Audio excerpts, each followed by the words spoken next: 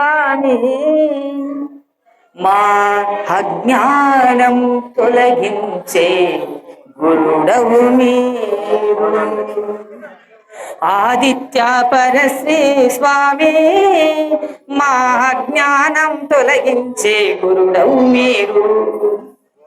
అంబాత్రయ క్షేత్రమునందు ముగురమ్మల స్థాపన చేసి ముక్తి నొందే మార్గము చూపి జీవహింస చేయొద్దని చెప్పి జీవహింస చేయొద్దని చెప్పి జీవిత మార్గమునే చూపి ఆదిత్య పరశ్రీ స్వామి మా అజ్ఞానం తొలగించే గురుడవు మీరు. సనాతన ధర్మము గూర్చి